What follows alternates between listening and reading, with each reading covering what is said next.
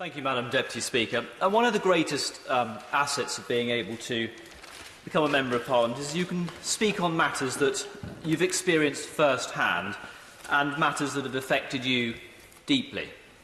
And for those who have actually experienced a long and protracted and acrimonious divorce, it leaves, I think, an indelible mark on you, and in many cases, for families and for children, forever. I wanted to speak today on this bill because it's a matter that does resonate with me personally, and I have wrestled, like many people have said, with the potentially difficult connotations that this law has, specifically around the devaluing of marriage, which I absolutely do not want to see happen at all.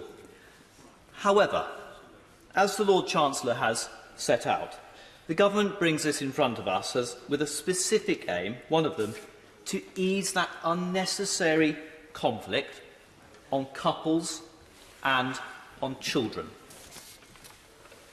Growing up, I experienced my family go through a divorce not once but twice. Once when I was a toddler, and then again in my final years of school.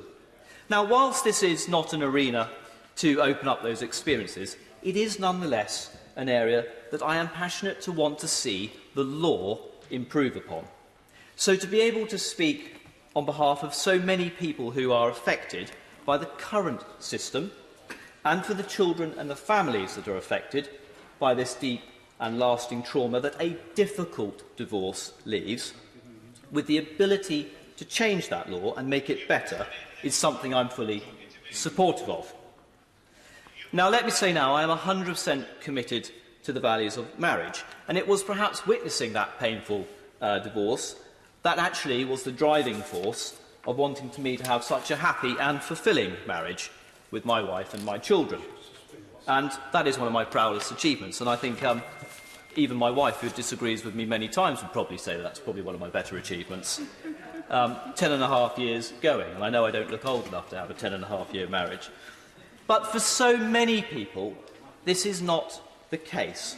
So to continue to bind people together for years in an irretrievable situation just exacerbates that pain for the parties, and so reaching the consequences here, I think, is a good decision. Any ability to bring about and remove some of those outdated requirements to allege fault or show evidence of separation, I think will promote a less antagonistic process. However, and as some people have said tonight, whilst removing the ability to delay may expedite the process for one party that won't accept there is a problem, we do have to very, very carefully balance the values of marriage. And as many people have said, many honourable members have said, that all marriages are worth fighting for. We must not make it overridingly too easy to exit. So I am actually pleased with the parts that are put down here that there will be a minimum 20 weeks to apply for the start of proceedings when confirmation can be given to the court that the conditional order may be made. And together with the existing 6-week period, this will mean the legal process for obtaining a divorce under the new process will take a minimum of 6 months. That comforts some of the concerns that I had. But I should add to that for the breakdown of a marriage, it's the accompanying ancillary relief procedures that are often the very, very bitter and acrimonious parts of the divorce. I would welcome, as many have said this evening, that there is some kind of compulsory marriage guidance within the 6-month window to act as a break, to provide reflection and indeed evidence that a marriage has irreversibly broken down. So.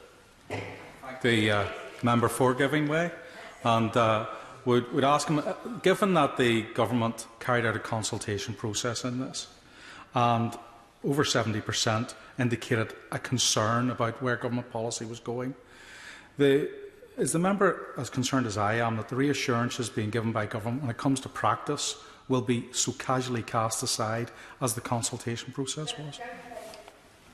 Well, I take the members' concerns, and I think, as we've seen set out, the overriding ambition in all of this is not to quicken up a divorce process, but is to take away some of the exacerbating issues that cause pain and suffering in a marriage breakdown. And I think that's the essence of what the Lord Chancellor is bringing to us today.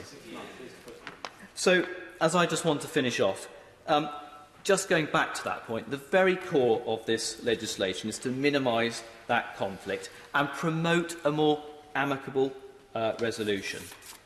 I don't believe that actually, when you take the consideration to get married, that this will then end up culminating in a speedier divorce process. I think the absolute difficulty of going through that pain to end up in this position actually will do more good to help alleviate the deep conflicts that can arise, and above all, anything that can significantly improve damage to children's life chances by implementing this legislation is something personally that I would wholeheartedly support the government on.